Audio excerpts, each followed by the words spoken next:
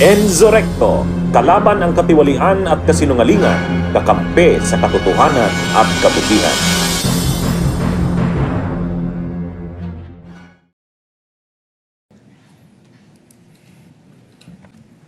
Mr. Witness, napansin po ba ninyo na yung isang acknowledgement receipt na 220,000 para sa payment of reward, parenthesis, various goods, para kay TJ Verano, 220,000 po ito. Ang date po ng receipt ay December 22, 2026. Samantalang ang expenditure ay para sa taong 2022. Typo error po ba ito o minadali ang paggawa ng AR? 2026 po, Your Honor. 2026 po. Ang acknowledgement receipt. December. Tama, 2022 acknowledgement receipt. Ayan po. Para sa 2022 po yata ito. Is this typo error or sa tingin ninyo ay minadali? Nagkaroon po kami ng findings about dyan, Your Honor. Lahat po nung ARs po na nakadate po, na hindi po nakadate ng 2022, na isama po namin doon sa aming notice of suspension po. Okay. Pero ang pirma po dito ni TJ Verano po, may pirma po nito, di ba ba? Based on that document po, it appears na si TJ Verano po. So, dinate niya po ng 2026, in advance niya na? Or minove forward niya po to 2026? Ang pagtanggap po ng goods, December 22, 2026? Para sa 2022 po ito. Yes po, kaya po kami nagkaroon ng findings about dyan, Your Honor. Okay. So, question ho ninyo. Opo, kinwestiyon po namin. Pangalawang katanungan ko po, pinajustify niyo po ba sa OVP bakit gumastos ito ng 2 milyon kada araw para sa safe house? Ito po ba isang safe house lang o maraming safe houses? Sumagot po ba ang Office of the Vice President? Based on the documents submitted to us, hindi po namin madedetermine kung ilan yung safe houses na pinagamitan po. Pero sumagot po ba siya? Pinajustify niyo po ba? I mean, 2 million per day, sobrang laki. Hotel na po yata yung nirerenta po nito. Ganito kalaki, sobra pa. Hindi po namin pinajustify, Your Honor, since wala naman pong threshold dun sa joint circular as to the amounts. Na yung 2 million, so hindi po unusual para sa inyo na magrenta po ng safe house sa 2 million per day dito sa Pilipinas? Since, tulad nga po nung sinabi ko kanina, we follow our audit based on the provisions po ng joint circular, pero wala naman pong threshold as to the amount sa joint circular, kaya wala po kaming findings as to that. So, tama po si Senator Judge Lacson na binibase nyo lang po talaga sa mga documents po, wala po kayong physical audit. Yes po, Your Honor. Alright. Based po sa experience ninyo, may mga government offices ba na ino-audit po ninyo na hindi tinatanggap ang Audit Observation Memo, AOM? May mga as on auditor or sumasagot silang lahat? Wala po. Sumasagot po silang lahat, Your Honor. Except dito kay OVP. Hindi po tinanggap ni OVP yung aming first AOM nung nagka-tempo kami nung unang time po. Alright.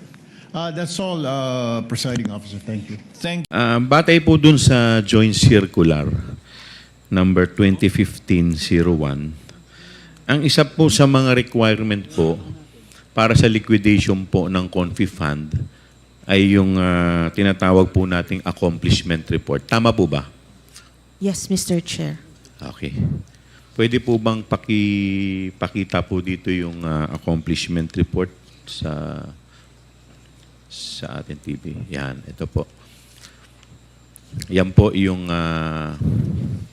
ito po yung accomplishment report.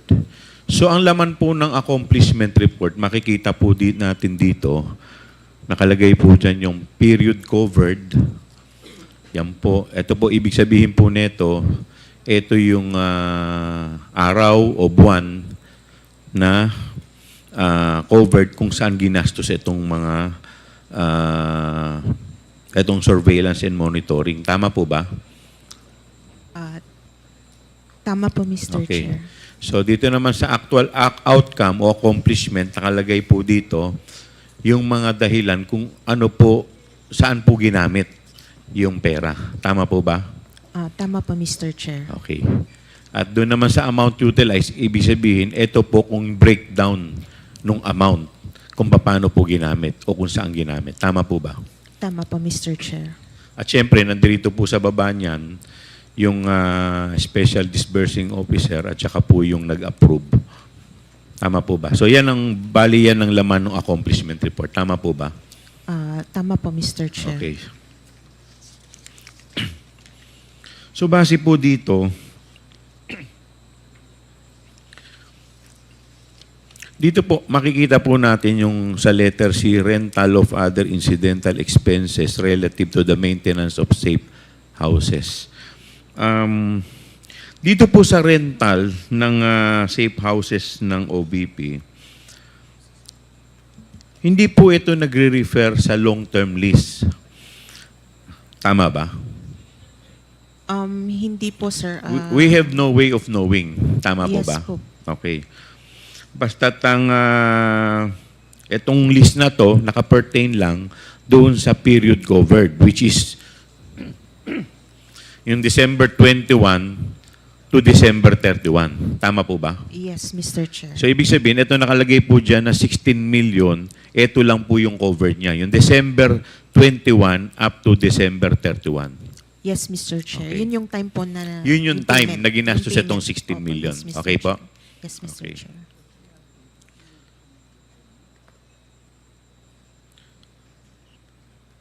So batay po dito sa joint circular na ginawa po sa OBP sa accomplishment report na to, ang DEPS po, yun ang source ng file. Tama po ba?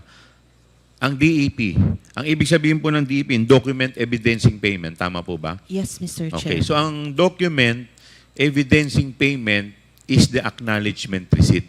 Yes, Mr. Chair. So wala na pong iba. So wala po dyan yung contract of lease. Wala po, Mr. Wala Chair. po. So talagang pinaka-ebidensya lang niya na tinatawag natin is yung acknowledgement receipt na yung tao o kumpanya ay nakatanggap ng ganitong amount base po sa bayad. Tama po ba? Yes, Mr. Chair. Tama Okay, po. tama. So sa madaling salita, dito po sa 125 million na rent na confidential fund, lahat po yan, ang pinaka-ebidensya lang niya is acknowledgement receipt. Regardless, kay food, kay rentals, kay reward, lahat po yan pare-parehas lang yung ebidensya. Yes, Mr. Which is Chair. acknowledgement receipt. Tama po ba? Tama po, Mr. Chair. Okay, walang OR, wala lahat. Wala po, Mr. Okay. Chair. Tama. Now, punta po tayo dito sa rental ng houses. Ano pong specific mandate o programa ng OBP kung saan kinakailangan po ng OBP ang mga safe houses? Mr. Chair, May alam po ba kayo? ang nakalagay lang po dito sa accomplishment nila is yung program nila which is safe implementation of OVP initiatives and confidence building. Okay. So, ito, without giving names, meron po ba kayong idea o alam kung sino po ang mga nilagay nila dito sa safe houses na to? Sino yung mga pinatira nila? No, Mr. Chair, since it's a safe house, So, hindi talaga hindi po dinidivulge? pwede. Yes, Okay. Mr. Chair. Okay. Pupunta po tayo dito sa isang acknowledgement receipt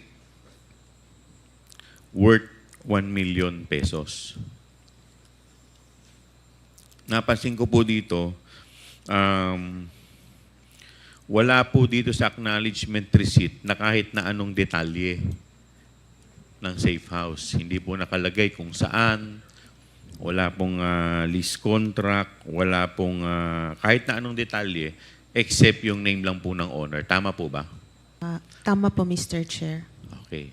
At dun sa kung mapapansin din po ninyo whether 1,500,000, 750,000, ang template po nila ay pare-parehas. Yes, Mr. Chair. Okay. Bunyog, bunyog, halikan na kasama ka. Bunyog, kapag buklod ay may pag-asa. Luzon, Visayas, Mindanao, isa ang pananaw. Sa bagong Pilipinas ang bunyog isisigaw. Bunyog